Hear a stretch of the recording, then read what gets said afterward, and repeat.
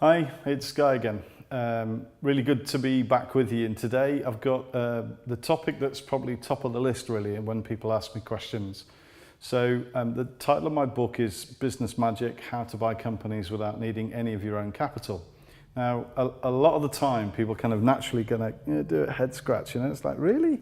Yeah, how do you do that? How can you possibly buy a company without needing any of your own capital? So today is an opportunity just to kind of debunk, I suppose, a bit of a myth, if that makes sense. I was chatting to someone recently who had got in touch via one of the forums. I think they'd sent us an email or gone onto the Facebook page. We do get quite a lot of traffic on Facebook, which is great. So people engaging and asking questions. And this particular chap had posted something along the lines of, if it's too good to be true. Well, it's not a case really of it's too good to be true, because there is time and effort and therefore cost that has to go into the process of acquiring a company.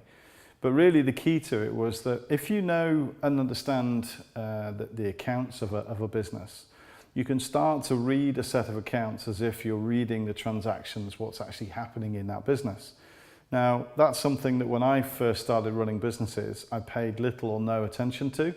I never really kind of understood what the balance sheet meant, other than a theoretical figure of what the business might be worth. It didn't really mean a great deal to me. My focus, and I've seen this countless times now with looking at all sorts of companies, my focus was on the P&L. I was interested in what profit we were making and therefore what tax bill we were going to raise, for instance.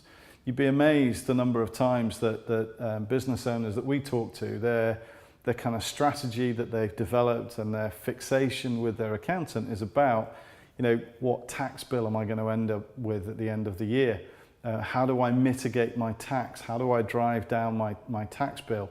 And I suppose it's understandable, just going off at a tangent for a second, if you're an entrepreneur like me, like you, it can be hugely frustrating when you see around you people who don't appear to have the same work ethic, who don't want to strive for their future benefit, for the benefit of their family, etc. They're just quite content to either coast or take handouts from the state.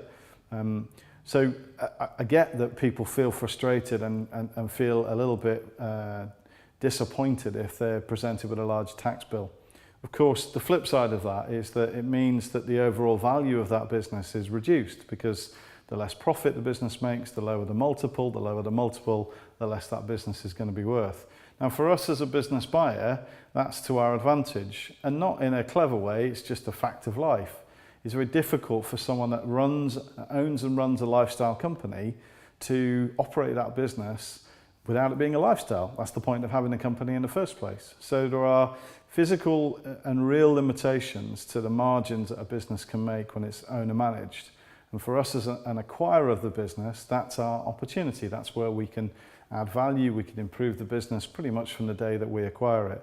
But the real trick, and going back to the point of the question that this chap had raised, is it too good to be true? No, it's not too good to be true. It's just a reality. So when you understand where to look on a set of accounts, you can see where the value sits in a business, and the trick is then to leverage that value in order to allow the business owner to exit the business, and for you as the business buyer to come into that business and then start to improve it. So that's the key really. If you want to know more, because this is only a short video, go on to our website, www.thebusinessbuyersclub.co.uk.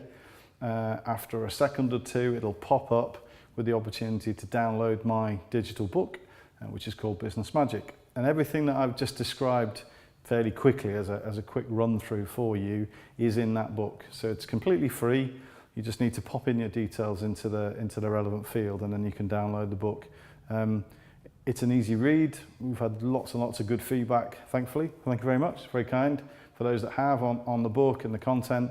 But that's the place where you can kind of delve into this subject and understand how it is that you can acquire a business without needing any of your own capital. So until the next video, hope you've enjoyed this one. If you have and you haven't yet subscribed, please click the button below.